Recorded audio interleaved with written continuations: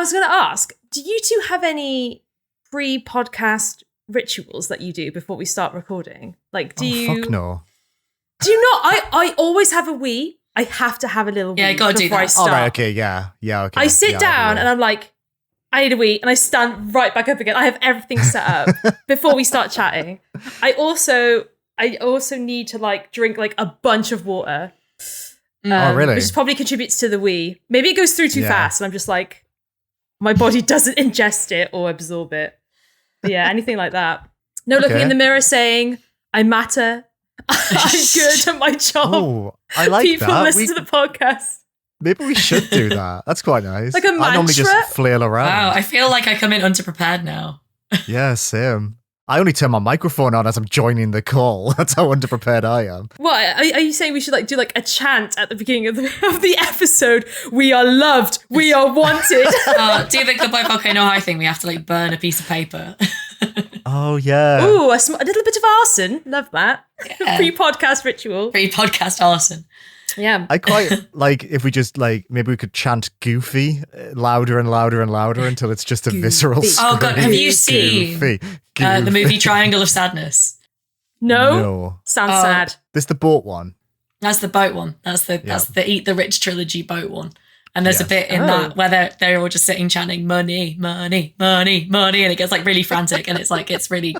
I mean, it's a very anti-capitalist film, so it makes a lot of sense in context, but there's the same energy, I feel.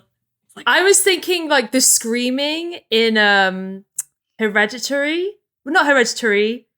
Midsommar. Oh, my goodness. The collective screaming in Midsommar, but with Goofy. God. Just like chanting Goofy until we're screaming.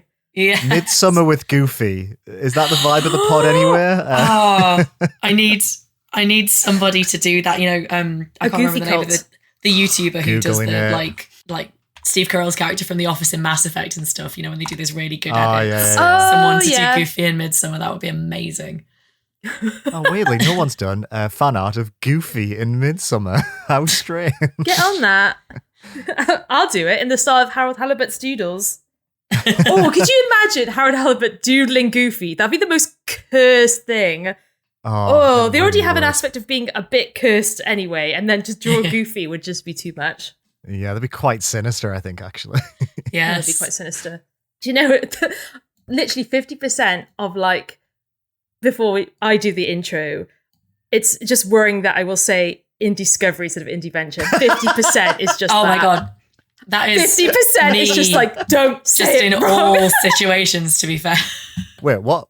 Is that not what this podcast's called? No! No, that's dead and gone. Well, I mean, its ghost is still clinging, hanging around. Well, yeah, charts all the time. Charts more than this one. Have you seen that horror game, by the way? That horror game on Itch, the Duolingo one? It's so funny. No. So funny. Oh my goodness, you've got to check it out. It's hilarious. Spanish or vanish. Japanese or I break your knees. It's my God. Absolutely hilarious. Is it called Duolingo? I don't think that's the one. I think it's even a different one. Let me see. It's in my collection. So there's Hotel Duolingo. There's so many Duolingo horror games. Spanish or vanish is so funny. Uno Lingo is the one that I liked. Oh, why is he cheeked up on that picture? Yeah. Oh my God, that picture is incredible. Yeah, it's a good one. The cake on that bird. Fucking oh my God.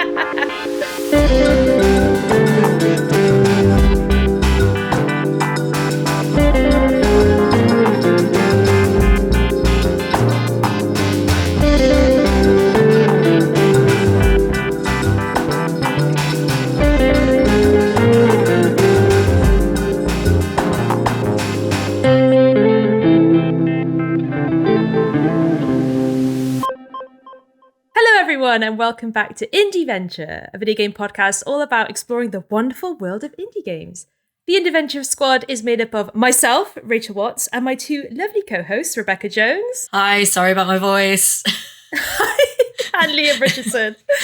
Sorry about my voice for different reasons. You did not have to apologize for your voice. No. I think you pull off being ill so well. You do. You sound like so sophisticated. You sound like a woman who's traveled the world when you have a cold. Thank you.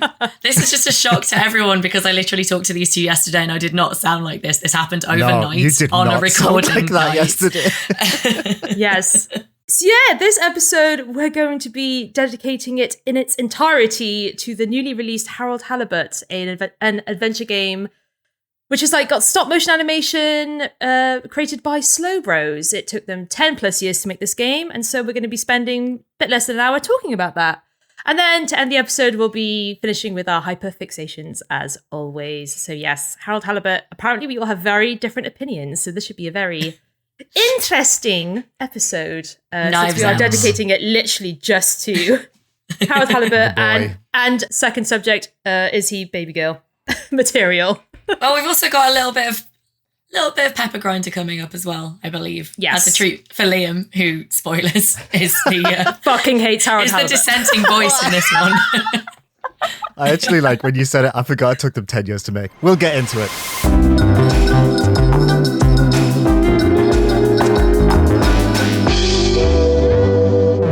So yeah, I mean, I'll give a little bit of background, a little bit more of an explanation as to what Harold Halibut is before we get into it. So yeah, like I said, it's kind of this adventure game that is stop motion. It took the developers 10 plus years.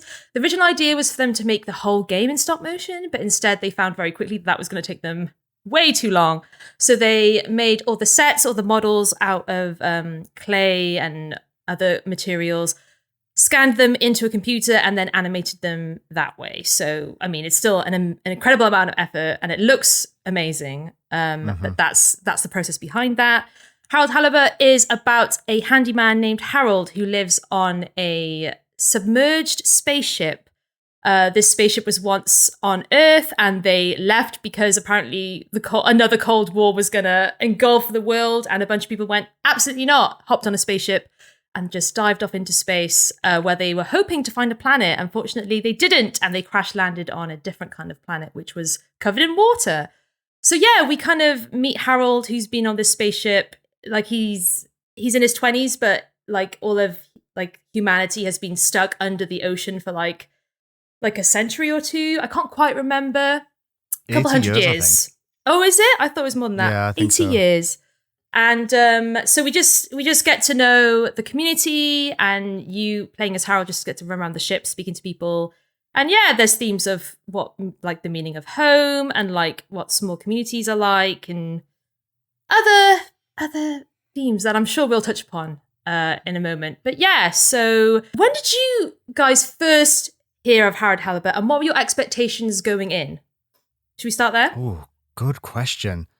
I first heard about the game when it was originally announced. I believe it was part of an E3 presentation about 2015, 2016, maybe. It was a long, long time ago.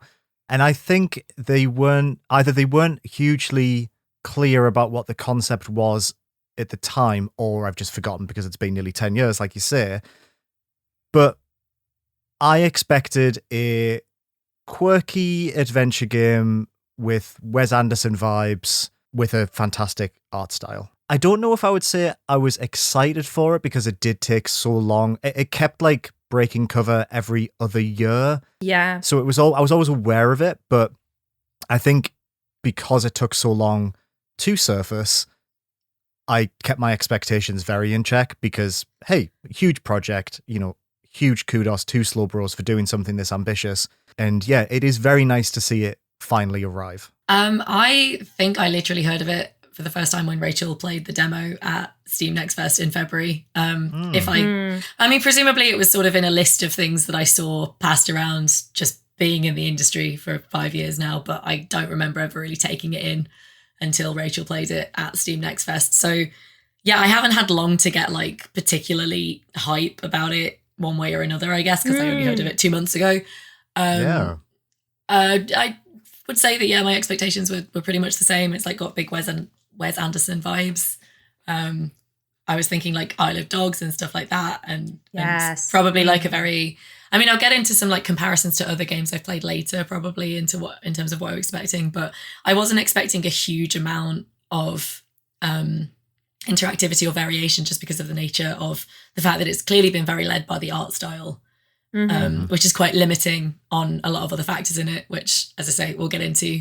And yeah, I'm 6 hours into the game. I'm coming up to the halfway point, I think.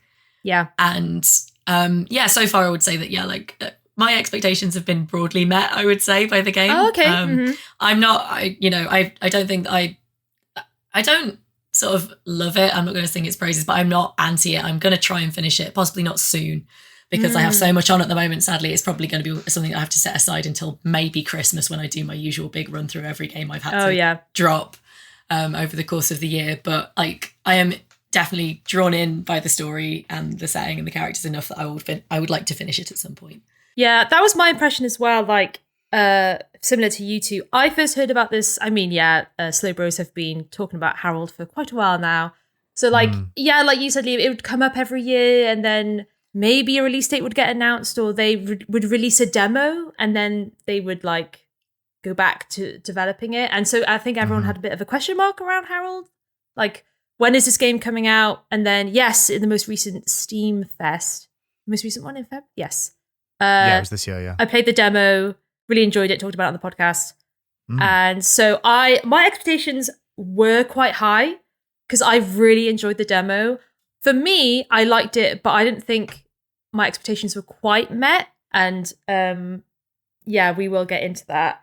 But my impressions going in and from the demo were, quirky community, story-driven, looks great. For me in the demo, the controls were a bit jank, which actually didn't really change. But overall, I was still pretty excited for it. I didn't think it would. I thought it would be one of my favorite games of this year. It might be, depending on how the rest of the year goes, but I'm not sure. But I did still like it. Yeah, let's talk about how far we all got through. So Rebecca, you got 6 hours in, which is about halfway through. Just getting towards the end of chapter 2 in my case. And chapter 2, I finished it. And Liam, you got 3.5 hours. With no desire to finish the game. Are you going to, or no? It's a firm no. And why? Let's get into it. Let's just go. Let's just get into it. I discovered today that Harold Halibut has 5 syllables in it, so I've written a haiku.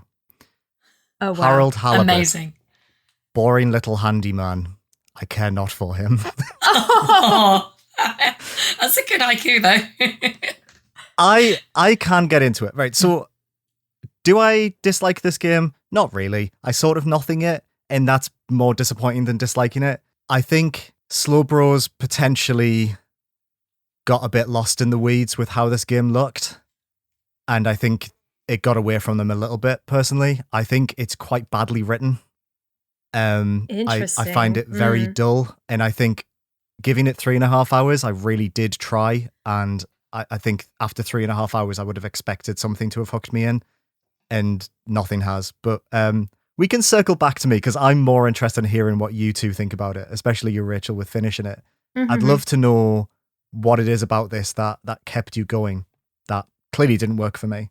See, I knew this would kind of happen. I really like the writing. I think that's what I kept playing. Oh, interesting. Okay. Well, the other thing is, Harold Halibut is kind of like one of my very super specific video game story types, which is I like weird communities on the brinks of humans. And so liking that kind of story anyway, I was kind of like, this is so my shit. And so for me, it was a case of like, well, I know I'm going to like that. So because of that, it all rests on whether these characters are likable, whether I relate to them. And you know what? The first 3 hours, probably not. It is quite, I would say it is quite difficult to get. I would say maybe 2. I forget, like, for you, 3 hours, I guess that's probably like first chapter. Did you get to like chapter 2? Do you remember where you you got to? So yeah, the end of chapter 1 is very compelling. I will give it that. It introduces an element that is quite exciting. Yeah. So I got maybe like half an hour into chapter 2. Yeah, I'd say. and I think we can talk a bit about the end of chapter 1, just because I don't think it's that far into the game. So it's on the thumbnail for the game. Yeah, I was about to say it's the artwork for the So I guess the end of chapter 1 is that after 80 years they've been submerged. The Fedora 1, which is the name of the spaceship, they receive an incoming signal. There's the end of chapter 1, right? From Earth, and Earth are like, "Hey besties, we're all good. You can come back now." And then suddenly this community are faced with the decision of, oh shit, maybe we should try and get this spaceship back into space and return to Earth if everything kind of worked out. And then, as from the thumbnail and other screenshots, there's some sort of alien life introduction with a certain alien character, and it kind of kicks off from there. I do think that this game is difficult to get to because the first hour, or maybe even the first 2 hours, are quite boring. You really are just a little handyman wandering around. People are quite rude to you. The relationships aren't really that established so much that this kind of familiarity is kind of funny or even likable. I think some of the characters can come off quite strongly dislikable at first. So I do think the first 2 hours is just a lot of pointlessness, except for that one. But even that storyline gets introduced, and I feel like there's not a lot of change in its pace. Harold, I don't think this game really ever, its pacing picks up. Stuff happens, but this vibe is so laid back and nonchalant that there's never any momentum, which I don't mind. But in the first couple of hours, if you're not gravitating towards anything, you do. I feel like I'm not surprised that you dropped off as quickly as that, because it's just I do think the first couple of hours are a bit of a slog, even though I do like this game. I don't know. What did you think, Rebecca, about the first couple of chapters? Yeah, it's a slow game to get into. I fully agree. It's I think we've mentioned this quite recently in recent episodes with the amount of games, the number of games that are out there at the moment. Things need a quick hook, really, unless you're really committed to playing them. And Harold Halibut does not have that quick hook. I think the best will in the world is just not. It's slow going. But I kind of, I sort of clicked with it more the more I went into it, as you say. I think that it doesn't have a sudden moment where you're hooked. But it builds. True. It builds. I did think to begin with, obviously I probably of the three of us play the most visual novels, and I would always be the person who's very anti the description of a good visual novel as having no interactivity. I'm actually super interactive. It's just presented differently. Harold Halibut is almost more like a visual novel than most visual novels in the sort of sense of the way that they're understood. As there's, it's kind of especially at the start, it's very much go to the point that the game has told you to go to and interact with it at length and enjoy the cutscene and enjoy the dialogue. But I do think that as you get into it, I did find that I was more appreciative of the fact that it is a little bit slow paced, but there's a rhythm to it. There's a rhythm to kind of uncovering all the tasks and the little stories. And obviously one thing that I always really enjoy in games is anything that really could be described as a friendship simulator, which I think that Harold Halibut could very well fit into that category. And not truly, because there's no metrics, there's no gift giving, you can't see meters going up or anything like that, but it has the spirit of speak to every character, see what they want, see what interaction you can have with them to kind of draw their story out. Absolutely, yeah. There's little hearts to fill up. It totally feels like that. In your head, or certainly in my head, because I play a lot of these games, that's kind of where my brain is at with it. I'm I imagine that there's these relationship meters ticking up. I've now reached the point in the game a couple of times where I feel like I've maybe had an interaction that wouldn't have happened if I hadn't done a certain side story by that point in the game. I don't know how true that is, obviously, because I'm still on my first playthrough. But, I think it does as I say, there's nothing yet that's made me think game of the year or anything, or that I've got any super strong attachment to any of these characters, but I am invested in the story enough to want to see it to the end for sure. It's sort of the anti. I really like what you've said about how most games try and hook you in the first half an hour. And I do think in the same way that streaming has forced TV producers to make that first half an hour as exciting as possible to get people to watch the whole show. Video games are kind of falling down that path too, because of things like Game Pass and subscription services. Harold is the anti that. This game starts off with 20 minutes about fines and the increase of travel. Oh, really does. Hates the fines, yeah. Harold does not like those fines. I think that's definitely intentional because the whole point is that this ship has been floating through space for so long with so little change, generational stagnation, that everyone is just living the most mundane day-to-day life that is, that you can imagine.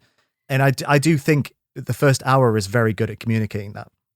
And I think if you can go in accepting that that's what the game is trying to put down, it's an intentional dullness, I think you'll really vibe with it. I do. And I think I know we're saying, oh, maybe this isn't Game of the Year. I think for some people this absolutely will be, because it is very, very confident in what it is.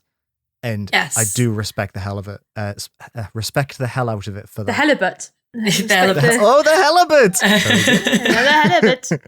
I think that to be fair, like, I always think whenever I'm playing a game that is not objectively poorly produced, but that I'm just not clicking with, I'm like, everything's someone's Game of the Year, right? Absolutely. Every game that's like good has someone come away from it like profoundly affected by it, which is fantastic. That's an interesting point that you said, that people will relate with it, because I think out of all the games I've played this year, I've related to this one hands down the most. Absolutely. Some of the places where the characters go and what happens to them, especially Harold, and the certain like questions he gets faced with as someone who's generally quite a bit boring, but has this kind of potential that he feels like he should or maybe could reach, but doesn't have the space to do that. I was like, damn. There is a moment. Is this a mirror? Oh, well, hold on. Well, no, but not as in the boring aspect, but as in like, there is something relatable about Harold, as in being born into certain circumstances.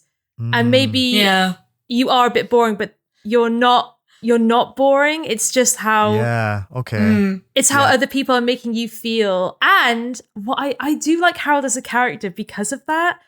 I think as well, because he is such a bit of a wet blanket and a people pleaser, there is something about him that I think is very endearing about him, in that like, and then like some of the places the story goes with Harold as well, like the relationships that he makes with people on the spaceship, I think at the beginning they come across a bit boring and a bit cold, but this community is incredibly close. And it's a shame that only really gets communicated from like maybe the 5-6 hour mark onwards. But they are like a family, and sometimes families speak to each other in certain ways. And like, that's why I thought the writing was really good. And like you said, Liam, like a lot of this stuff feels intentional. And I think the writing is really considered. And there are some moments that are quite beautiful. And I would say beautiful as well. Like towards the end as well, like I was like screenshotting some of the quotes. I was like, this is so great. And like, it definitely ties into the otherworldliness, because I think something that's quite clever about Harold Halibut is that these people feel like aliens. Like there is no doubt about it. Like these are weirdos. Yes. And definitely. when they make contact with other aliens, it's like, well, who's the alien? Because you're on another planet. You're not on Earth. Exactly. So surely you're the weirdo. And I think that's really, I like that sentiment about the game. It's that like, we're each our own, all these people are like kind of, even some of them who are unlikable, I'm like, well, at least you're your own person. And I like that about the characters. I like that sometimes I'm a bit like, oh, I don't like that person, or, oh, I wouldn't have done that, or this character's written in this certain way. But actually they do fully feel like people. And the test of that is like when a name comes up and I know who that is. In some video games, there's like so many names being thrown at me, I have no idea who anyone is. I need like a mini map with a marker to tell me where to go and find them. In this one, I was like, right, okay, so Buddy is the delivery guy who runs all around the spaceship with letters like attached to his chest. Strapped to his chest. Yeah, he's honestly so iconic. And like, oh, okay, I remember him. And I think, I ended up really loving this cast of complete and utter weirdos. Like, they just really got to me. Yeah, I get you. I think I am about at the point in the game where that kicks in now. Like I've started to have some opinions about characters that I kind of was having a very shallow reading of, and was getting mixed up with like when someone would text me, I was like, well, who the hell's this? Like it's definitely someone I've met because they're talking like they know me. But I don't know. And like now it's getting easier to pick people out of the cast and to kind of like go back and recognize. I just, as well, when you're saying about, you know, the kind of beauty in the mundane, there is a moment that I just really want to bring attention to because I loved it. It's so subtle. And I don't know if this was obviously this is a choice on the part of the voice actor and or the voice director, but there's a bit towards the end of chapter 1 where Harold, basically he's like cleaning out the filters in the underwater lab where he works, and he starts singing. He's like ad-libbing this song. He's ad-libbing this like little Disney princess song to himself, but they kept in a little bit of I don't know if it was the voice actor corpsing or if he deliberately like put a little laugh into it, but it kind of was like, it injected this moment of, it's not like a big musical number. It is someone consciously thinking about big musical numbers in films when like the sort of like, you know, the Disney princess who's like only ever worked as like a maid up until this point is about to have her like big emotional breakthrough. Oh my God. And it like communicates that self-consciousness of the trope that it's doing. And it's like, this isn't really going to be a breakthrough. He's just kind of amusing himself. But I enjoyed that because it had a very, I don't know if you've seen or read The Secret Life of Walter Mitty, but the idea of like, you know, kind of living in fantasy all the time. Yeah. And that's really relatable. I totally related to that a lot. And I think that little laugh that they left in just in the, you know, this fairly long song that he sings to himself. It was just, I thought, a really nice directing choice. He like pauses in between lines as well. Like he's thinking of what to say next. Yeah, he's definitely he's making up on the fly. There's like no sense that this is a sort of scripted. It's a well done moment of obviously scripting something to sound unscripted. It's pretty well done beautiful. In that sense, I thought. And Harold is the human heart of. I was joking at the start with that poem. I actually really like Harold as a character. Were you? Yeah, I do. Calling him boring. My baby girl, my son. I think he's done dirty. I think he deserves better. I think he deserves is a better game in Liam's opinion. He's the human heart that really carries it through. And you're right. I think what you were saying about how he has sort of like this potential, but maybe it's always there, and it's a confidence thing and how people treat him. And yeah, it's really communicated in that scene, Rebecca. And it's so nice. And there's a few scenes like that. There's a with Buddy. You read these letters together. The letters with Buddy Buddy is incredible. There's a bit as well where you're in like some vents and he's having a conversation with a kid, and that bit was really lovely. Yes. Oh my God. Yeah, there is a lot of heart in this. In fact, it might be all heart, to be honest. I mean, even down to the love and care they've put into how it looks. You can tell that this is a game that people really, really cared about. Mm-hmm. But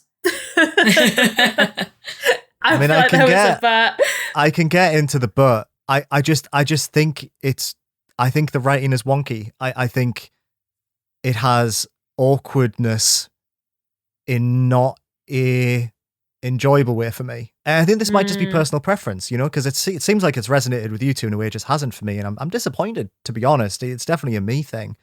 But there are some conversations where I'm like, what? Like, there's a bit where you're analyzing some rocks, and the conversation that Harold has with the character that's trying to instruct you to do it literally makes no sense. She laughs halfway through and says that was a joke, and she hasn't said a joke. And I found that happens so often. I found that the writing didn't feel coherent, and the conversations never felt natural, but not in a way that I felt communicated that, like, they've been in a spaceship for 200 years. And it just really, I don't know, it just really killed it for me. And I really struggled to stick with it because every conversation I had felt like a chore. And it was punctuated by these moments that we've just described where I was like, fuck, that's brilliant. And then a character would walk in and say something and walk out and I'd be like, what?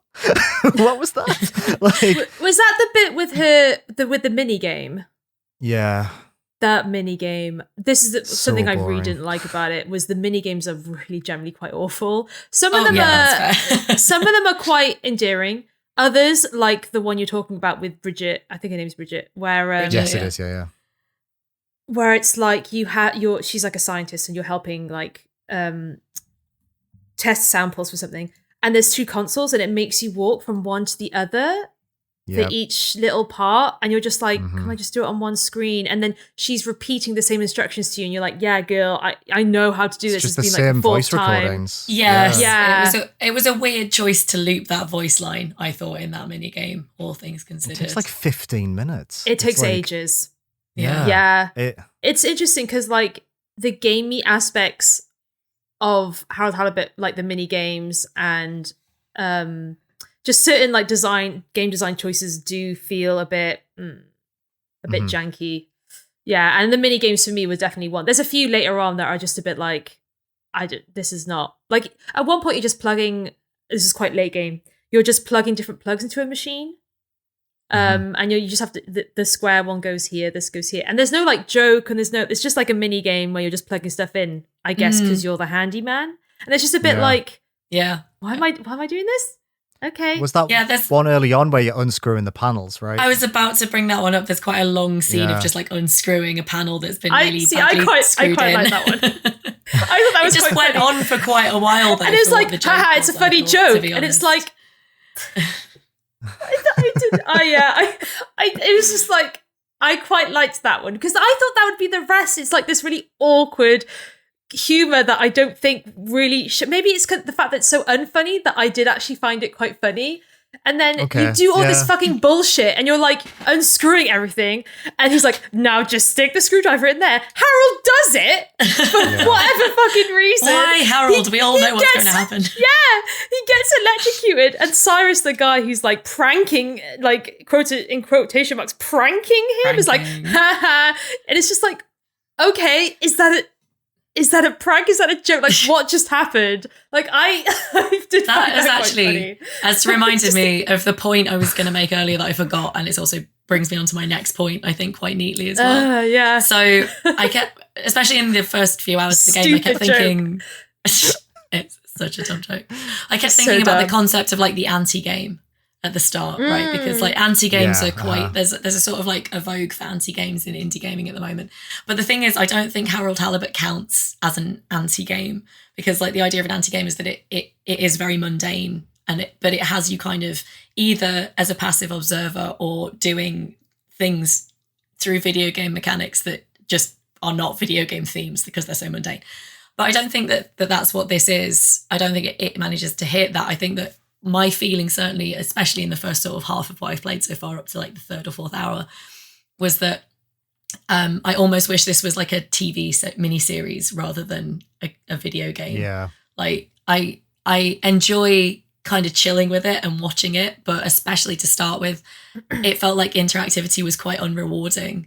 And I was like, while I was enjoying the story and the characterization, especially the art style, obviously the art style is what really makes this stand out. And to be honest, I'm not sure we would be talking about it like at this much length if it wasn't for the very unique art style, which is fair enough. It's a very fair thing to like pin it around and dedicate it to. Yeah, I was like thinking about it, and I mentioned this to you guys the other day. I was thinking of another game that I played almost exactly 5 years ago, as it turns out, called Dance of Death, Gilak and Faye, which was an adventure game, a bit more traditional in its art style, but otherwise very similar to this, and it's very, very story-based.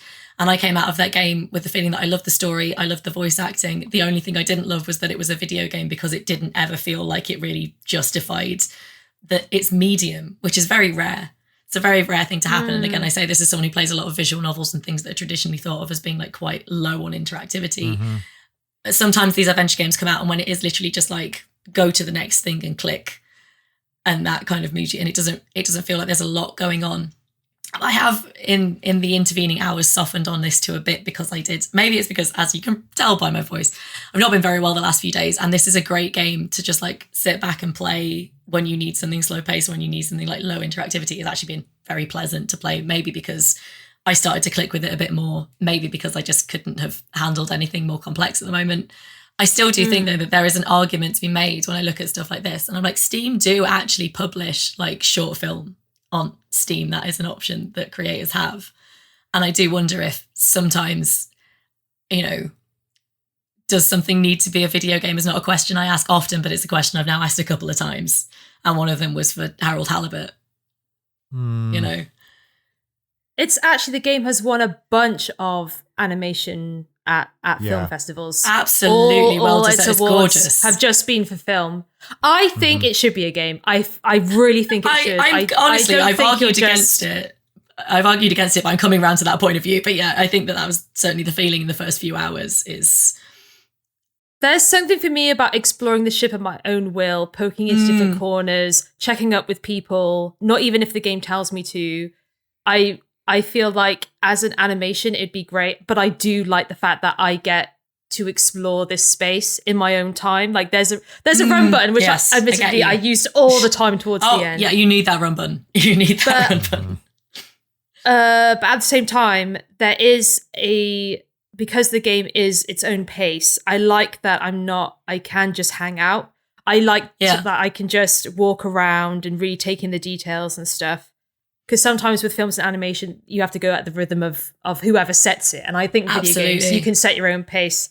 So I really liked that you could just like, although I said, there's one thing about Harold Halibut which I didn't like. I didn't like this at all. There's a bunch of shops, right, in the Agora arcades on the Fedora one. One of them is a witch shop, a witch's potion shop. Right. You never find out whose shop that is. I had a strong feeling that was just going to be a mystery that never got resolved, and I'm disappointed to learn that. I didn't think it. Yeah, I was the same. I was like, I don't think it's ever going to be introduced. But I was really hoping there'd be like a hint or something. I was like, rich cool person has a witchy potion shop on this spaceship, and I want to be besties with them. You know how I knew? It's because the door's wrong. The door to that shop wouldn't actually admit any of the characters through, and because of the way it's animated, the character's got to be able to physically move through the door, and I was like, we're never going in that shop. Yeah. I was going to say that I like taking all the details and stopping and having a look, and that was one of the shops where I stopped and had like a proper close look, but then I got reminded that you actually never find out. And I was like, wow. That's fair. I mean, I think I have a really curious relationship with this because I don't watch a lot of television, and I don't know if it's the pandemic or what, but my ability to concentrate on a piece of media that I'm not actively engaging with is quite strained, which is why I prefer reading or gaming to TV and film generally. And so when I say I wish this had been a TV show, I kind of, I stand by that in a way, but also I wish that TV shows let you explore their environments in the way that you're describing. Basically, what I think I want is like a TV show with a sort of Assassin's Creed style explorer mode attached to it at all times, which is just not a form of media that exists at the moment, unfortunately. But that would be like my ideal, I guess. Liam, you mentioned about the visuals. Did you say you didn't like? What was it you said? Not that you didn't like them. Did you find it a bit weird that the? Yeah. So. I love the way this game looks, and in particular, the references it's cribbing on very much appeal to me. It's very inspired by like 70s British comedy, and I was quite surprised by how hard it leans into those influences. I didn't realize the Fedora one, in the context, in the lore of the game, set off into space during the Cold War. And the fact that it's this late 1960s British spaceship is really cool. Like, it's very lo-fi in a way that we just don't really see in modern sci-fi. And the fact that it's populated by characters with British regional accents is very good. And I really like that. It felt a little bit Red Dwarf. It felt a little very bit Red like... Dwarf. Very Red Dwarf, yeah. Blake Seven vibes as well. Such Blake Seven vibes. And as a thing to look at, in 4K on a big TV, it has a dedicated button. The left trigger zooms right in so you can see all the detail. This is a beautiful looking game. I just think it could have been... I agree with Rebecca that if it didn't look like this, I don't think people would be talking about it as much. And that's good, but I just think they spent so long putting the effort into that. It just feels like it has fallen flat. It's interesting when you're saying, do we think it should have been a game or a film? I agree with Rachel. I think it should have been a game, but I wish they cut out more of the padding. And honestly, I think maybe I would have stuck with it a bit longer for that reason too. This game commits that cardinal sin of making you do boring fetch quests and then trying to joke about how often you're doing it. And that just rubs me up the wrong way so much. Like, you spend the first 2 hours you. going back and forth to the same 3 locations, and then it's like, oh, Harold, don't you know we can just send it to you via this pneumatic tube? You don't have to keep going back and forth. And I wanted to shout at the game and say, give me more reason to leave. Give me the reasons. I want to see these characters. I want to go talk to them. Like, don't just give me an objective marker and say, go talk to this person. Like, just let me wake up and explore the ship. Let me find these things organically. If you're going to be an adventure game, let me have an adventure, you know? But it holds your hand so much. And I do think that's where it's constrained by the art style, though, as well. Like, if there's, if it's all had to be scanned in from physical models, I was thinking about it and I was like, patching this game is going to be a nightmare, I realized, if they find something that they need to patch, because, you need the sort of physical model to work from. They just scanned them in, though, and then they did. I guess they scanned them in. Right?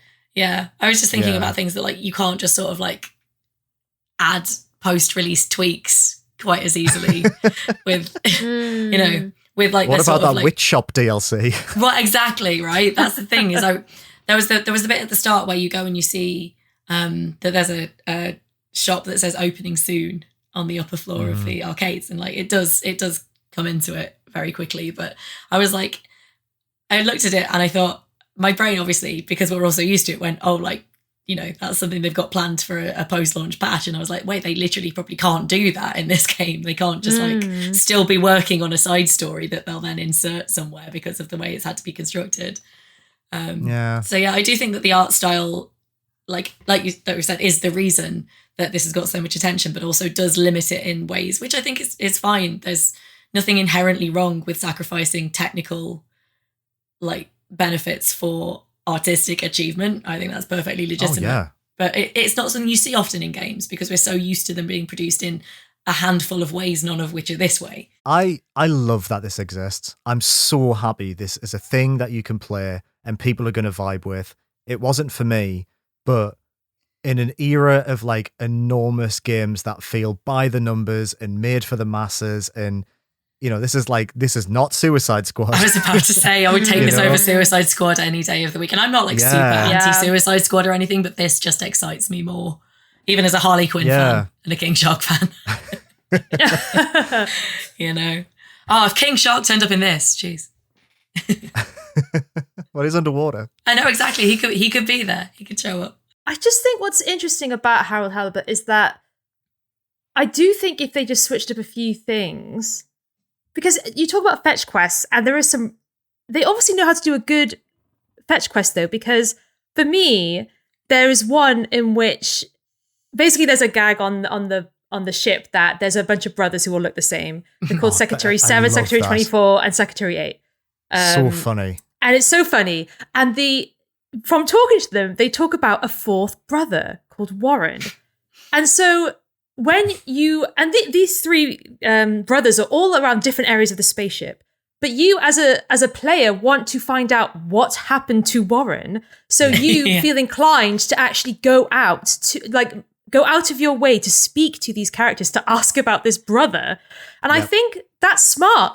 The creators obviously know how to make an engaging quest or a side quest where you want information about these characters, but then that's near the start of the game, and so you're just like, oh, this is interesting. I'm getting to 1, explore the ship, 2, learn of his characters, and 3, there's like a little mystery for me to solve. Like, that's fantastic. But yeah, then it flips the script on you, and it's like, oh, guess what? Now you have to go to here, XYZ, lol. No, you didn't have to really. So it's almost like the game does the things it doesn't do well really well in other areas of it. Yeah. And I just feel like it's like, well, you obviously know aspects of what is good about what you're trying to achieve. So then if we just cut all this extra stuff out, like if we cut some of those fetch quests which really don't really mean anything, some of the mini games that don't land quite right, some of the dialogue, we get to, this 12-hour game can be a tight 10 instead. Like, they obviously are very good at making games. I just think like maybe it was just a bit bloated. I don't know. Everything we've talked about that we don't like, I always think of an example which I really do like about it. It's so weird. Yeah. Do you think that, a lot of game development is to spend an enormous amount of time on something that just doesn't work and you have to cut, right? Like, that's just what making games is all about. is there a possibility that making this game was so much more time consuming that by the time they get it and they put it in the game and they're like, this doesn't quite land? I had the exact same thought just as we were speaking just now. It's a just when you mentioned about patching it, like a reluctance to get rid of anything because it's been such an investment to get it in place. Yeah, and I do just think it's bloated. It's odd because you are right. That quest really engaged me. It's so fun. It's very good, right? I was back and forth. I was like, I need to like triangulate all these brothers and their conversations to make sure I've got every bit of information. I prioritized it. Yeah. I did not want to miss it. I was like desperate not to miss it. No. Did you come up with little names for all the other brothers? Because I have decided for me what the canonical names of all the other brothers would be while I was going round. No, I didn't. I don't know if they get names later, but I've decided that they all have to have W names. They don't have names later. So I've decided that your names will be official. Okay, well they're William, Walter, and Wesley then. Oh, I love that. So I decided they had William, to have Walter, Wesley, and Warren. They had to have matching names, which is just something that I did on the fly while I was backtracking. I was like, "What do you think all their names are?" And then so clearly, but I like that that that inspired that in you. Exactly, right? Yeah. That's a good. That was an element of the story and the characters and the joke. Like that is something that, and I just they have the ability. So for sure. Yeah. Can we talk about because I know we want to talk about babygirl. The babygirl issue is we do probably the title of the episode still, because I love that title that we came up with before we started. We're not changing that title. We're not changing the title. Not. No way. I just was like, can we touch on characters that stood out to us particularly? Because I have a couple of thoughts, and I wondered if you guys, I know we've already touched on this a little bit. I know that we're like, is Harold babygirl? Is our question? Is our kind of a question for today. I was like, actually, I've just played Zoya. Is it Zoya? The captain. Oh. I've just played the captain's side quest. Zoya. And I think Zoya might be babygirl. I think that might actually be where I've landed on this. I'm like, because I loved him. Zoya is very babygirl. Zoya is very babygirl. Do you want to talk a bit about Zoya? Very relatable in that Zoya is the captain of the ship. And he sort of seems very rule-abiding and very uptight, and then he sort of starts asking you to hang out more and more, and you realise that he's having this massive crisis about the fact that he was. I don't know quite how jobs are allocated in this generational spaceship, but it seems like maybe he was born to this role, and he's like, I'm the captain of a ship that crashed before I was born. I'm the most useless person here. What does that mean for who I am as a person and my place in the world? And I just thought that was such a relatable kind of thing to go through, to just kind of look around at your situation and realize that am I actually achieving anything? I'm supposed to be really important, but then I don't really get to do anything ever because my skills are just completely not called for. And so he just hangs around in the arcade and plays video games, and then he goes and has a beer, and then he just walks around a bit, and I'm like, that's really real. That's so relatable. Good. So and he's quite young, his voice is almost breaking. I know, he's such such a teenager, a spotty teenager. He really is sweet. He is very adorable. He's got a big shared energy with my best boy from Danganronpa. You know what I'm talking about, Rachel. So it's all it's very, very clear where the appeal was going to be for me by the end. But yeah, I know I really related very hard to his quest. I also wanted to mention Chris, because Chris stood out to me for a couple of reasons. One is that he is the only character that's nice to you in the first hour of the game. Is that you can just have a normal, pleasant conversation with Chris when everyone else is being quite rude to you. And also because, as I've mentioned before, he looks like every character from Dream Daddy Had a Baby, or as Liam put it, he looks like he was run through a character creator with every slider set to max. He's quite something to behold. So. Yeah, I played as Chris in Saints Row, definitely. Yeah, for sure. I mean, he gets a bit more snarky with you towards the middle of the game, but it kind of feels a bit less personal once you've kind of got the measure of the relationships a bit better. But yeah, I just liked his whole deal. Although it did get me wondering. And I've said this before, but why haven't... It's been 250 years since they left Earth and their accents haven't homogenized. It's really quite funny. It's some of them sound really American, some of them sound really British, some of them I'm not sure. See, I want to talk about... Because both of those characters, again, towards the end of the game, get quite good arcs as well. That's a lot good. of the characters that makes me want to play it more. Yeah, their kind of story, and Harold is involved with that, and that's what's nice about that as well. Yeah, and so yeah, both of those two characters get nice, just little ones, just nice little arcs, and I think that's really good. Yeah, a lot of the characters, they do end up being quite likable, even if they do treat Harold like shit at the beginning. Yeah. I mean, I feel like that's very much kind of where it feels like it's going, is kind of the idea that everyone, there's not really villains in this so much as there are just that's the thing. People who are very bored as well. Yeah, and Harold, to be fair, I love Harold, but he is a bit annoying sometimes. It's like, come on, Harold, for God's sake, like, get with it. Pronto. But he's just being himself. And I think the fact that he has a little character arc, but essentially that he doesn't change that much from the start to the end in ways that you expect that he would. Yeah. Like, he retains his personal identity, but also has an arc where he does change, but not in a way like, oh, he's super confident now, or oh yeah, he's like he contributes in some really interesting way. It's like, no, he's still boring from beginning to end, and we love him for that. Yeah.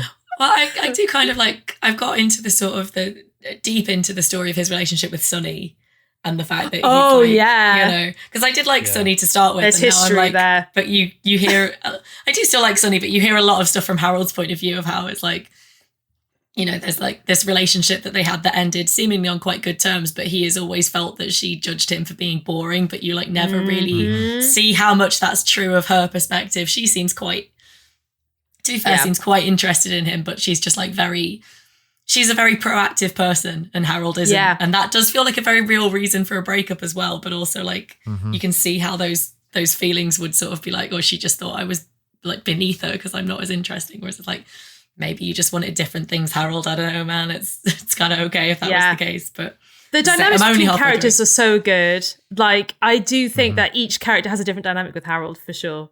I really like Tommy, the guy who owns the general store, who's he's so fucking messy. Yeah. I gotta win back the love of my life, so Harold, help me make a sign in neon that proclaims my love for her. And he just gets better. He just gets absolutely better, and like him and Harold end up really close towards the end as well. Oh, that's and awesome. I haven't seen him again.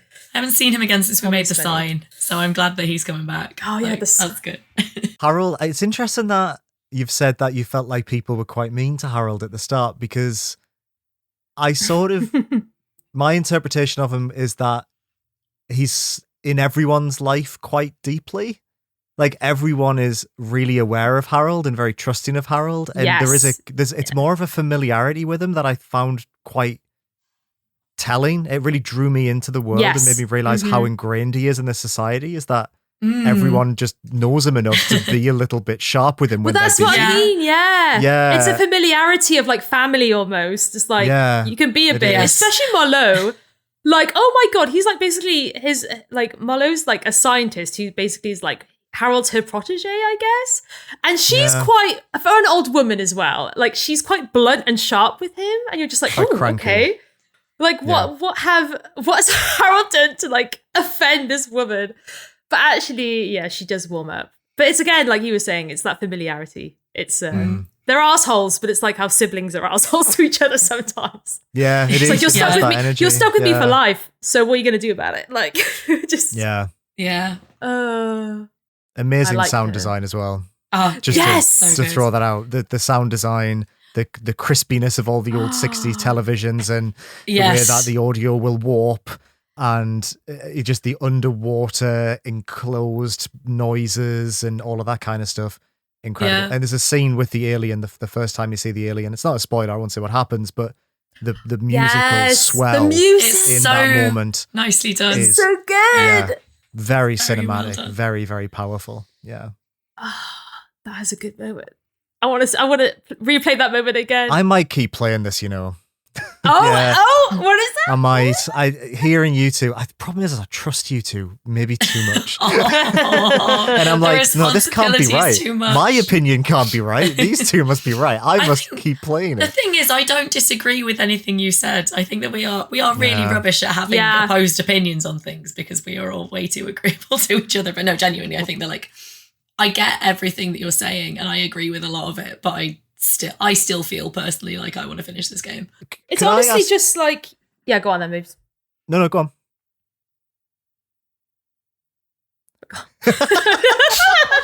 It's going round tonight. Oh my God, that was awkward. What was that? A situation in Harold Halibut? There's a... Have you remembered what you're going to say? No, I forgot. Cool. I've completely forgot.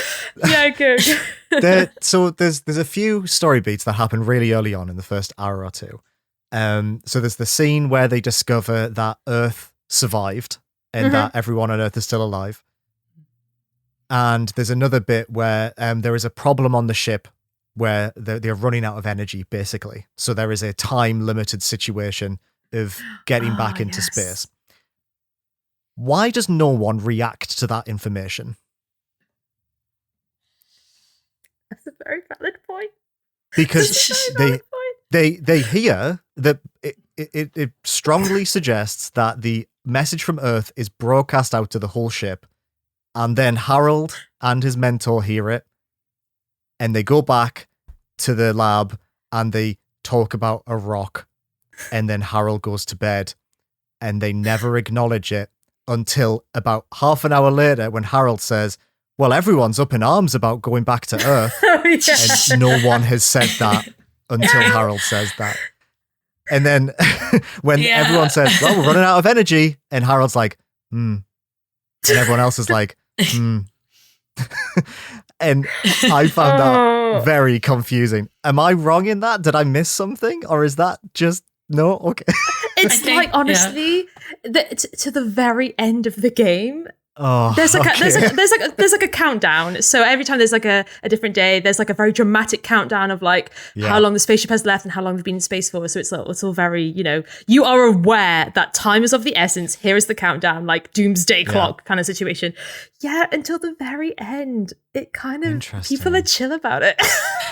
I almost I am very good, but they're not panicked about it. So yeah, that happens. That is, consistency is very strange to the very end of the game. It kind of, in a weird way, made sense to me, but I get that this is me reading a lot into stuff. I think this probably is just a bit like unevenly written.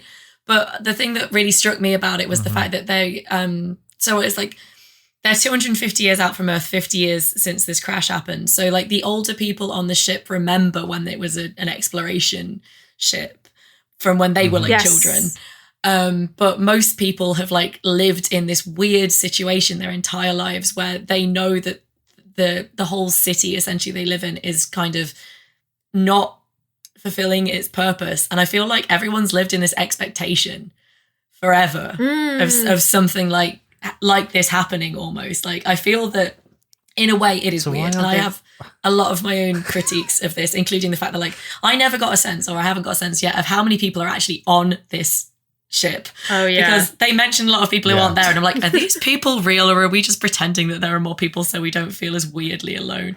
But I did sort of get the sense that because of the fact that they've lived in this weird, like, sort of like, I don't know, is it too fancy to describe it as a kind of mental liminal space where there's just this constant expectation of something like this happening? And for me, I felt like that sort of provided a bit of context for why everyone took it so calmly, because there was always this expectation, like we knew this couldn't last forever. And like, I guess after 50 years, the other shoe dropping is not that much of a surprise. See, I love that. If they would have written that in, exactly. I do that all the time. I actually write little stories and then it's like, the fact they did a text. Yeah. You can't use that as an explanation. I that's the thing. Like, Rebecca, I've said this so many times. I love the way that you make links to other things. Yeah, but what you've done there is you've written a more interesting story than what the game actually conveys. Thank you. Yes, because that's the thing. It's a generational ship. That is one of the most interesting concepts in science fiction. All of these things, whether it gets to it later on, I don't know, obviously, but what if Harold was like, oh well, we always knew, I've never thought about Earth, I've got no connection to it, why do I care if they're there or not? This is home. Like, maybe that's something that happens later on, but early on Yoli just turned to me and went, why is no one reacting? And I was like, I don't know. It's a really fair question. It's a really fair question. And it does sort of like do this little trick where it glosses over it. And I did also, when it's like, I picked up on the same moment as you did with like, everyone's up in arms. It's like, who is everyone in this context? Like, for understandable reasons, we've met 15 people. And that seems to be it. But that's the weird thing about it, that's quite transparent. They just can't make that many models, or they don't, like, it's obviously. Of people. Yeah. So that's what's transparent about it, right? But it's also like, I do like the fact that no one is really reacting. I liked that, but the game didn't explain, for story, it wasn't explained well. I actually like that none of them gave a shit. It was like, well, what does it say about this kind of like disassociation that they have with even like, and the fact that there's only a small gap in time, like, what is everyone thinking? And I think their reaction was funny, but it didn't explain. That's why they could have just cut that line out, or just put a little line in about, that didn't need to be there, right? That's the thing. Well, I don't know. Like, I think what you're saying is really intelligent and interesting. I think the fact that it maybe communicates loads by not saying anything is probably the intended purpose, I imagine. Or if it's how you've read it, I think that's very valid and says a lot about how you gelled with the game. But as we've established many, many times over 14 episodes of this podcast, I have an incredibly smooth brain. It's the size of a cat's. And maybe I do need the game to be more explicit. That's true. And if you... Rebecca, I still have that picture of the Duolingo bird on my screen. I can see it. You've been moving it around because I'm looking at the same screen you are. You're sharing the screen. I just keep looking at it. Yeah, you've been poking it, which I can see you doing on this shared screen that we have now. I've been positioning it on the box. It does, and that's been delightful. Down. And I'm so glad you gave me an opportunity to mention that. But that's the difference between the way that me and you two interpret stories is, as you've been talking about this, this game and how you've gelled with it, I've been fiddling with an owl. Caked Duolingo. It's so kind of beautiful, the bird. They've added like a sheen. They've added a sheen to the top of its cheeks. Very glossy, isn't it? But also, why does he look a bit ashamed of his big ass? Oh, I don't know. I think he's like, are you looking? You having a look? Right? No, but the eyebrow is like, ooh. Maybe. I mean, how do you read the side profile of a cartoon owl? Like, right, I have brought you two down, and that's not fair. You two are selling this game to me. Oh, it's so big! So, listeners, we have started using a new piece of software, which means that we can share a whiteboard screen between the three of us while we record, and we're making great use of it. He's too powerful. It's the first episode we've used it on. I hope that we use it forever and we do this every time. I'm not deleting that bird. That bird is going to be a permanent fixture of this screen for the rest of the podcast. do it. Oh no, the bird, actually there's a little smile to the beak, which makes it does look a bit like that little cheeky cheek. I didn't see that before, but now it's blown up. Now the ass is bigger. It's like that Donkey Kong meme where he's like, you may smack it once. It's like that. Have you ever seen that before? Hold on. Let me drag it into the whiteboard. Please do. On the whiteboard. I have an additional point about Harold Halibut, but I'd love to hear it. I'm sorry to bring it. There it is. Oh my goodness. What have you just shown me? It's Donkey Kong.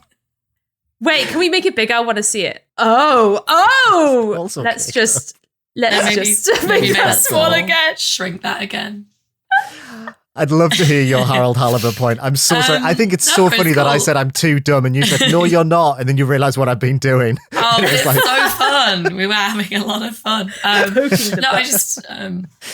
just remembered that there was another reference point that I wanted to bring up for this, which is a book called Colony by Rob Grant, who is one of the creators of Red Dwarf, actually. So, oh, really? So there's like a real through line with Harold Halibut, and it is about a generational starship. Oh, okay. And it has a lot of, it feels like very much, if you like Harold Halibut, I would recommend going and getting a copy of Colony if you can find it, because it's a good book. As I recall, I read it about 20 years ago, but it was good. But the thing that it reminds me of was, we were just talking about like people taking everything very calmly, and I was reminded very much of the character Slippy from this game, who runs. Yes, he runs this winter sports winter sports equipment shop in the arcades, character. right? And you're like, what the hell is a winter sports equipment shop doing? Most of these people none of these people have ever seen snow. Like, all they've got are videos from Earth. And then you sort of get to the halfway point of the game, and he's like, he kind of goes into business mode, and he's like, well, you know, I am the like air filtration engineer for this ship. And it becomes this thing where you're like, oh, I see. So like you, again, with nothing to do, kind of spun out into this whole other like series of linked ideas. It's like, because you were working on like the AC, you knew how to make things very cold. So you realized that you could make you could make a pocket of cold air to create like a tiny ski slope. With the ski slope, incidentally, one of the stupidest, like fiddling around with a mini game trying to make it work. So funny. Yeah, that mini game also. Really, yeah. It took me ages to figure out how to grab the freaking skis. Anyway, I just thought that it was an interesting like use of that idea of how vocations within this generational starship that like have lost their relevance.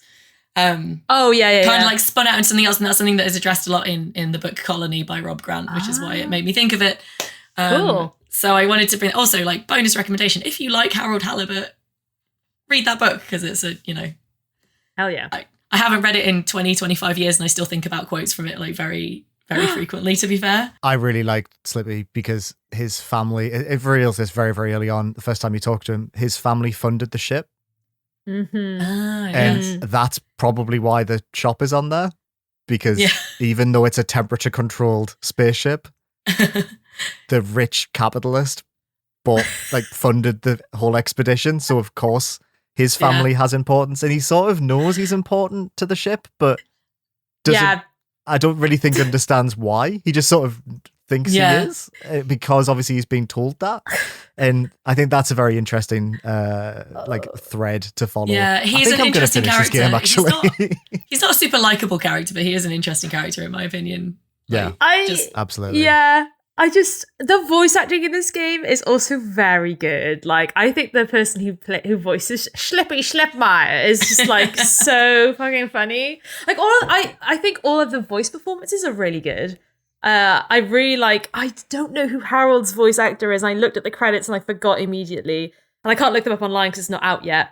But I just think there's such a nuance to a lot of the voices in this game, and they all sound very unique. In a way in which there's a lot of similarities to Wes Anderson, like his movies, and I feel like the way that they've picked the voice actors for Harold Halibut, they're the tone and the way they speak and these actors like act, you can kind of like hear that come through the characters, and I thought that's really cool, and I think Schlippy was definitely one of them. I like Tommy, as we said, Tommy's voice actor is so funny, and Zoya, very funny. There's someone in the arcade called Raffi.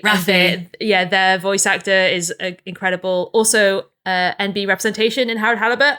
Woo! Yeah, you love to see it, right? So yeah, the voice acting is great. I very much enjoyed listening to people talk, even if it was a bit boring sometimes. So I was like, oh. To counteract that slightly, I hate to be that guy. It's got a bit of heavy rain to it, because I think all the voice actors are German, but they're doing regional British accents, and I think you can tell.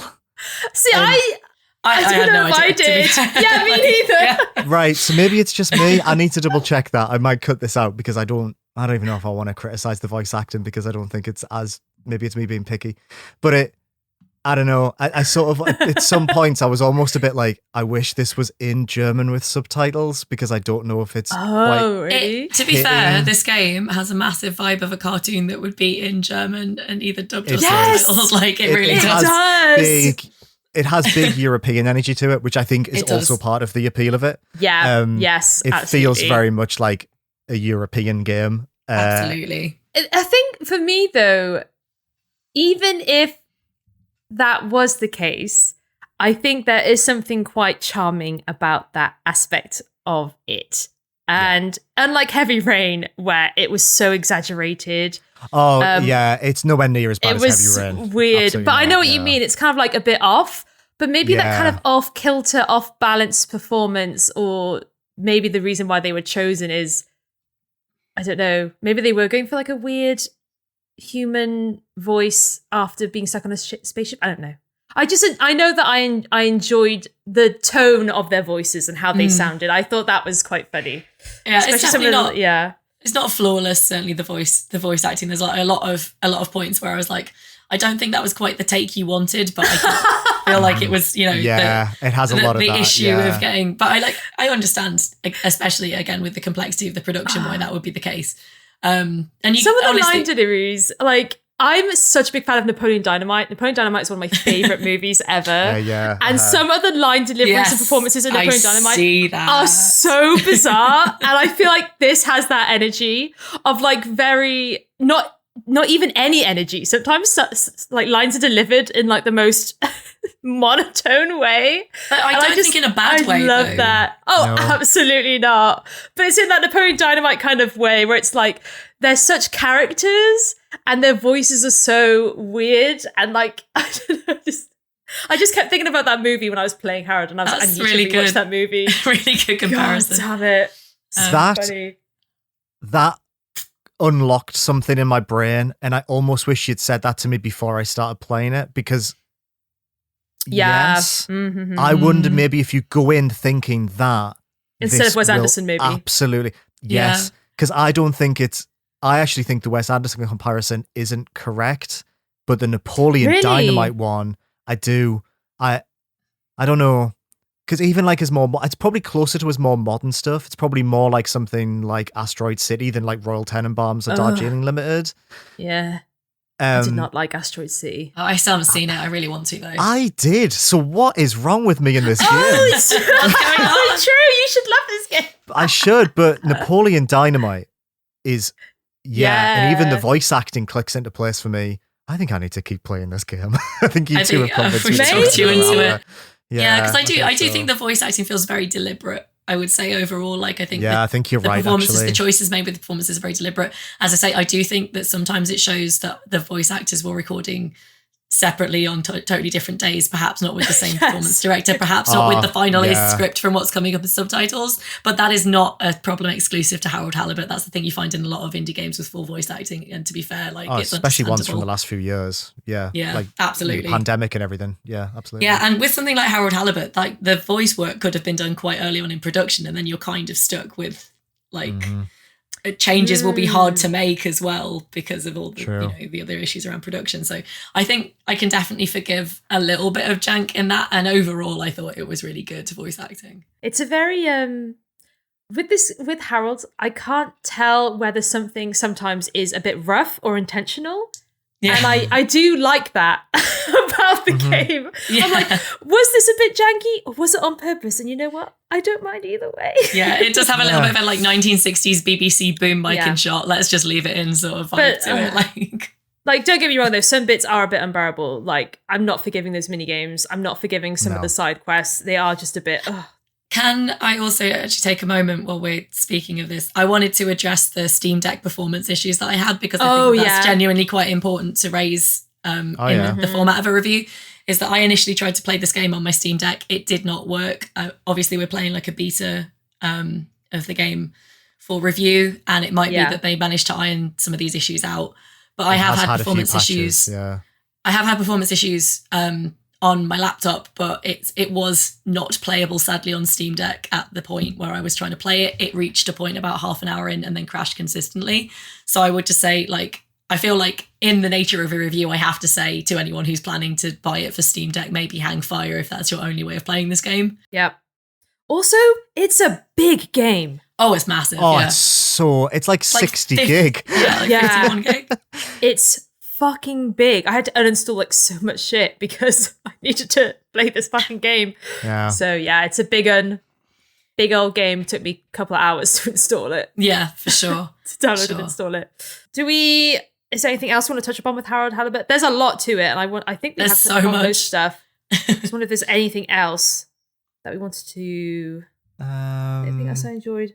Oh, I mean, I'll just mention the ending. I won't obviously spoil anything, but I thought the ending was pretty good.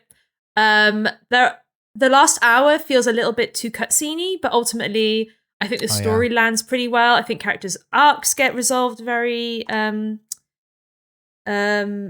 with attention and with detail and with kind of care. I don't think any one of the characters feels a bit left out. One of the characters in particular that I didn't really like, Major, he's kind of like the ship's police officer. And he's someone who I was like, I fucking hate this dude. Like, he was someone who I was very much like, I'm not going to get along with him. And that didn't really change much. But there is a bit at the end where you're just like, oh, okay. So everyone does get a certain resolution of some sort towards the end of the game. So I was very happy with that. Story-wise, I mean, I think everyone's going to be subjective. I liked the way the story ended. It was, I thought, heartfelt, sincere. I liked Harold Halibut to end for my point overall. I'm glad I played it. It might be in my top 5, but it's not going to be like my game of the year. But I really did enjoy it. I thought it was a good time, even if it was a bit janky. Some of the movements as well are a bit odd. Yeah, it is very janky. Can I recommend if you go into the bathroom at the very start of the game to not run into the door because the door clipped and I fell through the ship and I had to restart. Oh no! So, dear. Yeah. I clipped a couple times and it's a bit frustrating.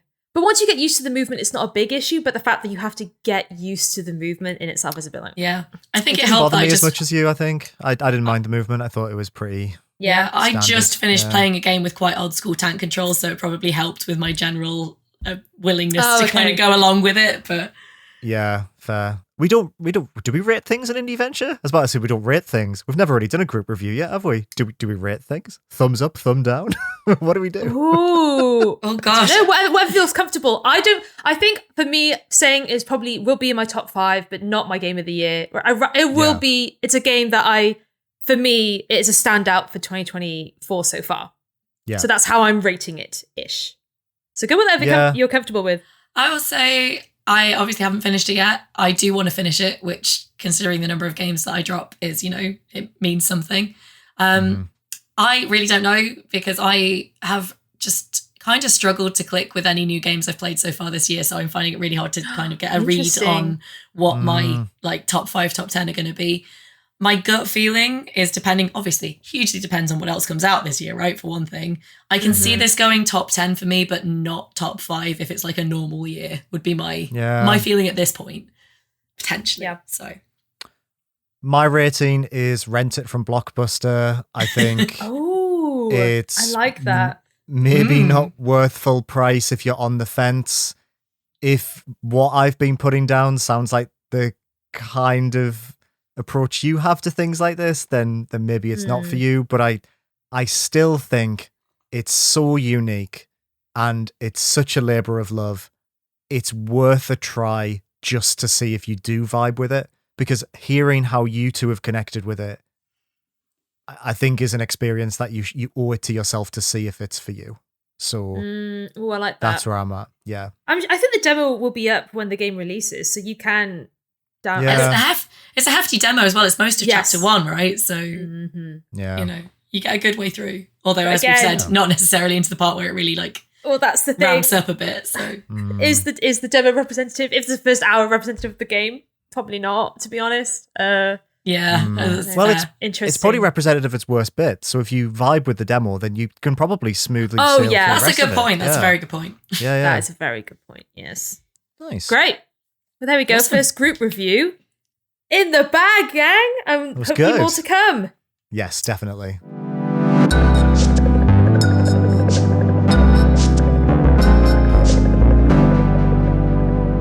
Liam, you wanted to speak a little bit about a pepper grinder. Do you want to chat us through that?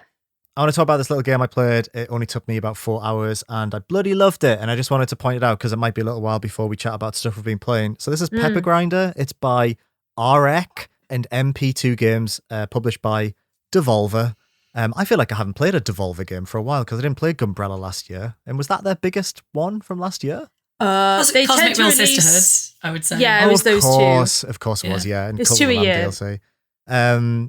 I shouldn't be expected to know that. What do I run? An indie game podcast.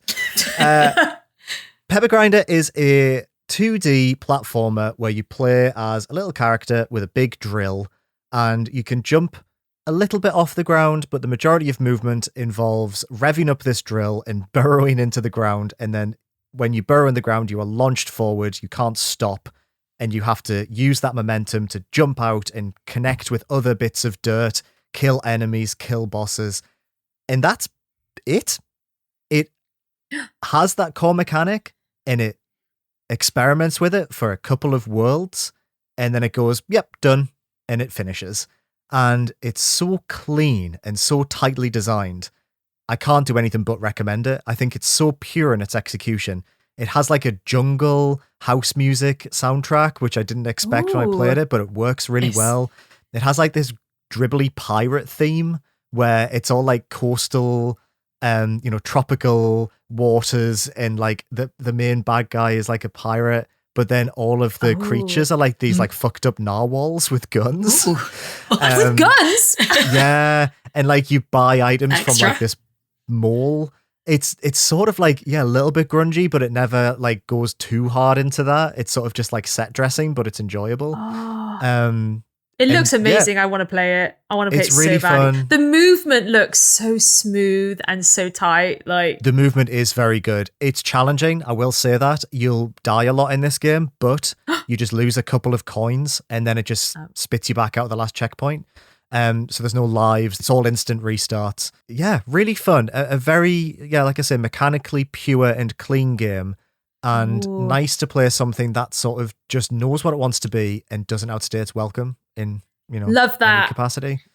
Yeah, Pepper Grinder, get on it. Devolver, I think, are going to have a good year this year because we've got a lot coming out from them. It's been a good few years for Devolver, to be fair. It's been a good, 10 years for banger Devolver. After banger. Also, Leah, you might have to put this in retroactively. Because one thing about Harold Halibut that maybe you want to comment on very quickly is Harold Halibut 2024's Baby Girl? Did we settle on an answer for that? No, I think I cast my vote for Zoya instead. So Rebecca went for Zoya instead.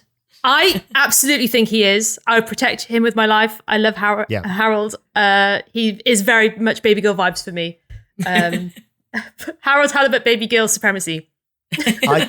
I think he's up there as one of gaming's best baby girls. I really do. Yeah. I think Harold is a delight, and I would love to hang out with him in real life. I would absolutely adore to just chill with him. He does seem fun. You know what? I think maybe for me, he's just not quite enough of a mess. He's a little bit too together. He's kind of like he's got mechanisms in place to like protect his own well-being, and like I love that as a kind of representation of someone who's kind of like knows ways in which they're not satisfied with their life but is largely at peace with it. But you know me, I like messy people. I got to throw in with the captain. That's who's fair. Like, what's the point of being the captain of a ship that never goes anywhere? Yeah. Harold, yeah, I think for me, Harold as well. It's like, would I want to hang out with him? Really? I would not go have a pint with Harold, unfortunately. And because you know what it was? I was thinking, but you could just sit there and kind of comfortable silence, but he's so fucking awkward, adorably awkward. I don't think I could sit in comfortable silence with Harold and have a pint. He'd make really awkward small talk, which I love, but also I would feel so uncomfortable. I'd go for like a board game date with Harold. I would go do an activity with Harold. But if it was like us two having a pint, and I feel like I would have to make all the conversation. I feel like I would have to fill the silence, and I don't want to be like that. I love you, Harold, but I would not. I'll play Catan with you, though.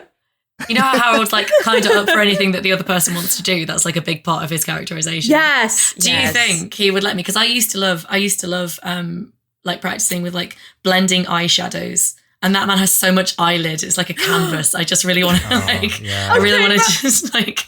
Harold has massive bug eyes. His eyes are huge. So that would be such a fun activity. They are gorgeous. Big. I am so compelled by his eyelids. It makes me really want to have another go at eye makeup art. And they kind of bulge as well. Like he looks very odd. I think that's great. And his hairstyle honestly, as well. I think he looks really nice. And I want to do his makeup. I was shocked when you said he's in his 20s. Are you sure he's in his 20s? So towards the end of the game, there's a joke, and it's confirmed that Harold is in his 20s. Fuck me. Wow. Yeah. I thought you were my age. And it's like, no, he's like, he's kind of young. as someone who can only legitimately describe themselves as early 30s for a little bit longer, I very much felt like he was on a level with me. So he's very baby. He is baby girl. Literally baby girl. Yeah. Literally baby girl. My goodness. But yeah, that is a funny joke as well, because all the characters around him were like, what? That's funny. That's good. Right, cool. So with Harold Halibut all dusted and completely explored, should we get into some hyperfixations, gang? Yeah, let's do it. So. Let's do it.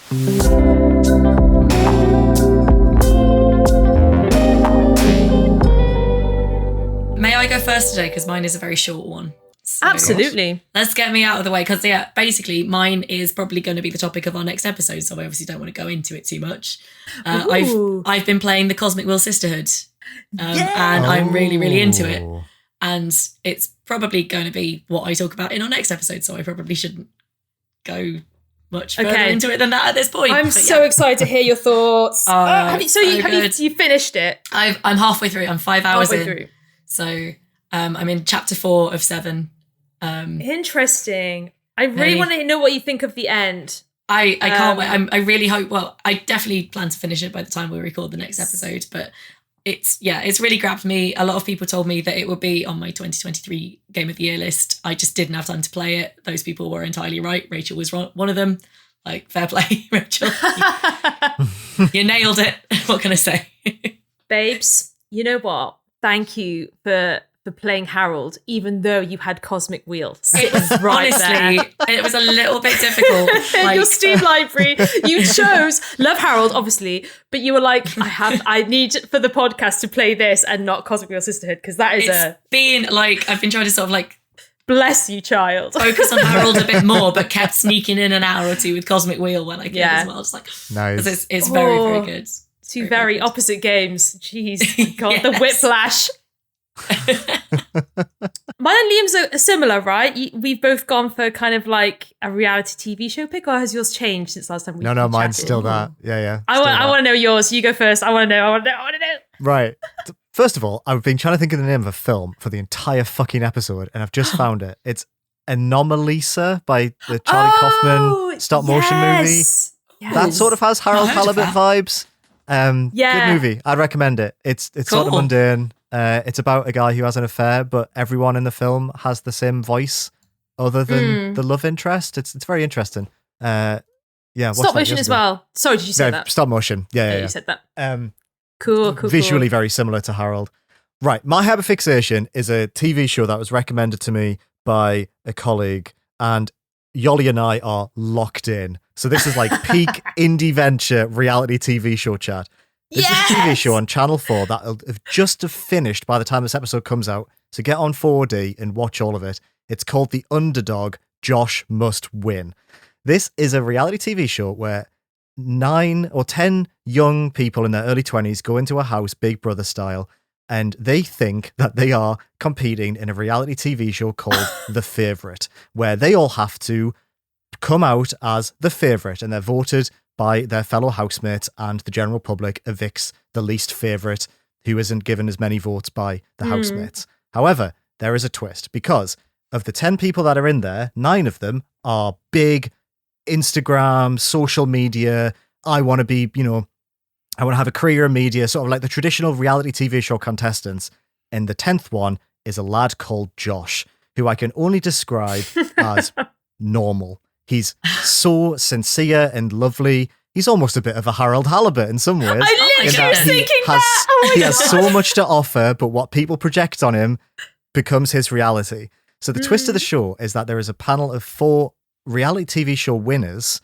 It's Amber Gill, who won Love Island in 2019. Love Island? Yep, I love Amber. I want to say Vicky. She's from Geordie Shore. I don't know her, but she won I'm a Celeb. And Pete Wicks from The Only Way is Essex. And wow, God. Nick Grimshaw. Yeah, it's sort of hosted by Nick Grimshaw. So they're all reality TV show stars, and Nick Grimshaw is a huge, radio presenter and a big reality TV show fan. They are the producers of the reality TV show. And the real goal is that they have to make Josh so popular that he wins the show. So everyone in the house thinks that if they win, they get £10,000. The reality is, if Josh is not voted the least favourite and is not up for eviction, they add £10,000 to a pool of money, and all of them have a chance to win up to 100 grand. But no one in the game knows this other than the producers. Now, it's interesting in two ways. One, what the fuck? The cult of personality around Josh that develops so fast is incredible.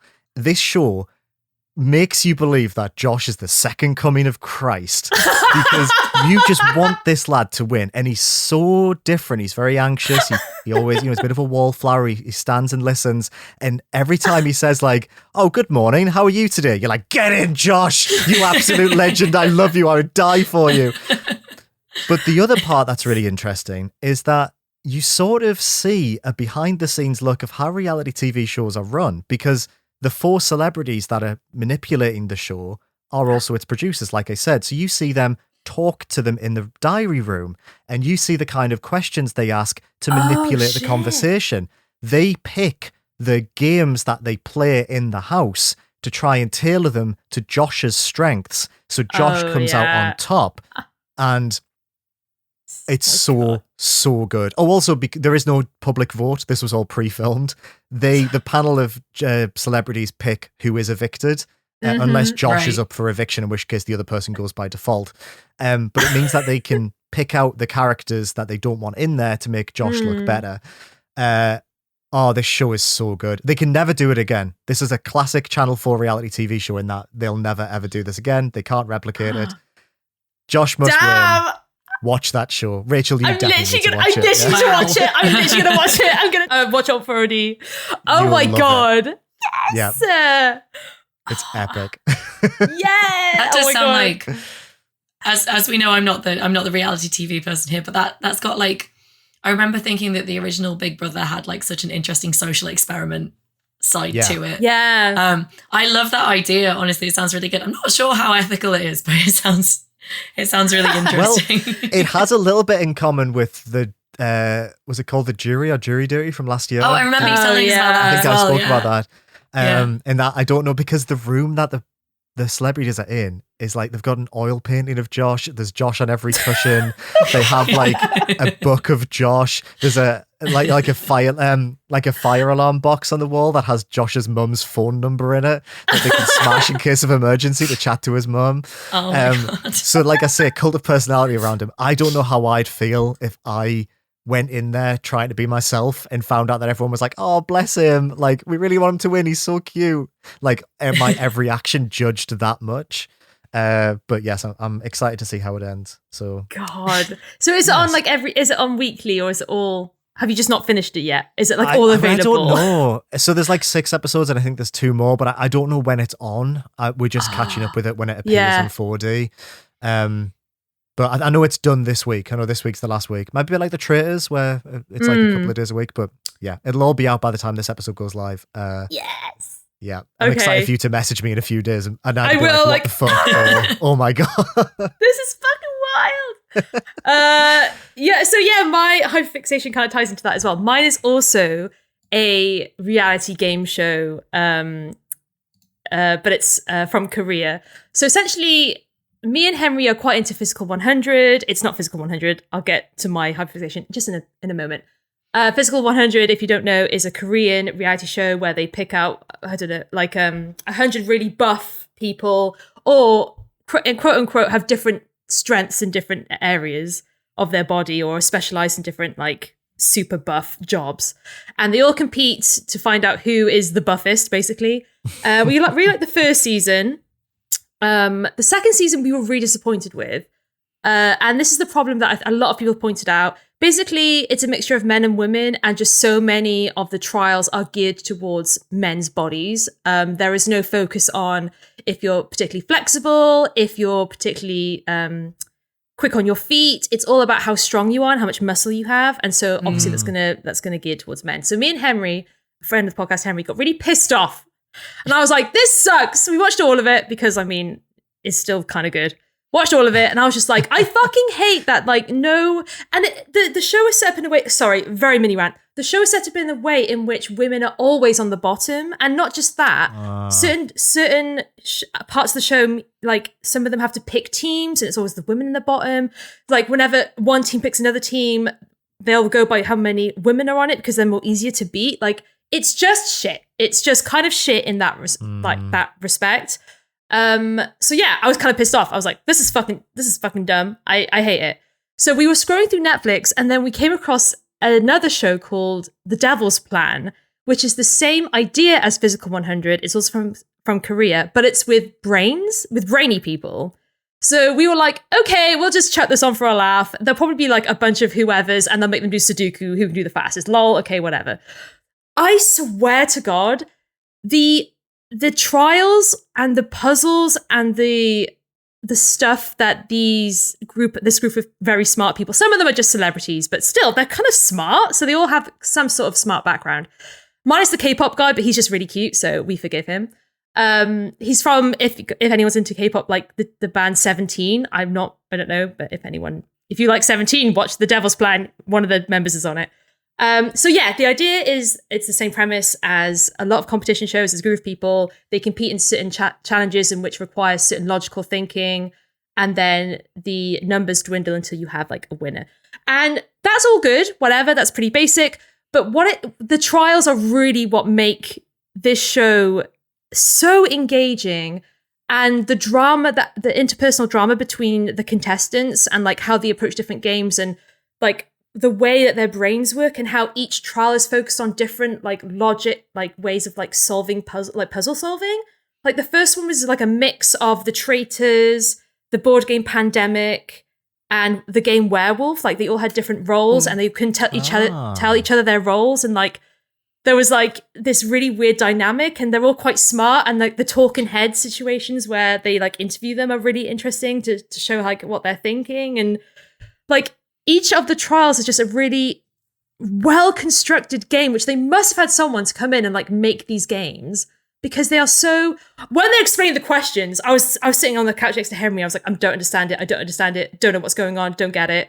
But as soon as I started playing, the show makes it really accessible with like certain images and like showing people's names, and like nice little explanations if like if it's needed. And just like, yeah, these games are so fun. I don't want to spoil too many of them, but yeah, one was a deduction game. One of them was a mix of poker, but also live mental arithmetic, where you were dealt numbers, but also plus, minus, division, square root symbols, and on the fly had to make... What? On the fly, they had to make equations with cards they were dealt. And then also you could either go for the nearest to 1 or the nearest to 20, and whoever got the nearest. It's just like really interesting games. They are really like, I don't understand any of them, but if you're into maths or like any sort of like puzzle game, like I think you'd really enjoy the way that this show has created these games. And there's also other elements of it as well, like they collect pieces, and then there's a secret behind how these pieces relate to the game, and like there's like drama as well, and a bit of mystery. And I just feel like this show is also good for the people it chose. The casting was great. There's this lawyer on there, and she's such a boss, and I love her. Oh my God, she's literally incredible. So the cast was great. The trials are good, but also the editing and the drama and the way that it's structured. So the show will withhold information until like after or the end of a trial, and it will show you like, it would do like a twist on you. Like this person was thinking this all alone and like all along. And it's like, I don't know, if you like competition shows and you are fucking annoyed at Physical 100, this show is definitely for you. And there's none of that like gendered bullshit. Like everyone's on equal grounds. It's just about how brainy you are. Like that's literally it. And so I had such a good time. I was just like, this is great. And there's season 2 coming out soon. I'm just like, absolutely. Like, I don't know. Like where Australian, the reality TV show scares the shit out of me. I feel like Korean reality TV show is like so slick and so well done. Yeah, I will never recover from Married at First Sight Australia. I just will never recover from watching that. I think that scarred me for life.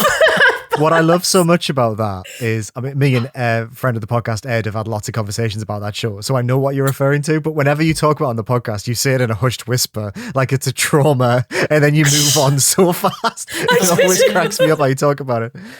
So this is it's called The Devil's Planet on Netflix. Is that on right? Netflix? All of season 1 is on there. It was basically released last year, and I literally like me and Henry only watched it because we were just looking for like something just to watch for the last hour. We watched there's 12 episodes. I think we watched on the Thursday we watched 3 in the evening, so we stayed up till like 1 a.m. watching it. Oh wow. Then on the Friday we watched like 6 in a row. And then the Saturday we watched more. Like we just annihilated it, like finished it in 3 days. Like we just tore through it because each episode lands on a really good cliffhanger, so you're like, well, I gotta watch the next one. Oh, that's how they got to. And that's how but the cliffhangers are really good. Like, oh my god, it's just good. It's so a good show. But what I will say is if you do want to watch it, like with any reality TV show, the first half an hour of introducing the people is the most boring. You'll know if you like the show at the end of episode 1 because they introduce the game and they play a bit of the game. But yeah, the first half an hour of them just introducing who's who and what they do and who went to MIT and who's a lawyer and all that, it's like a bit boring. So just get through that introduction phase. But it's important because all the characters, like all the people are so engaging and like they've picked some really fun people. There's like a YouTuber on there. It's just like, okay, cool. Yeah, is he the StarCraft player? The Canadian StarCraft player? I was just looking at who's in it. StarCraft player is honestly iconic. He is so fucking smart. There's a bit where they have to rearrange puzzles into certain shapes, and they have to do it in like a rotation. They only have a certain amount of time. And the way he just snatches what people have already laid and relays it in like the most quickest, most accurate way. Oh my god, he was like elite levels of smart. He was like so fucking smart. I was like, does StarCraft make you this fucking smart? Like, how is he so smart?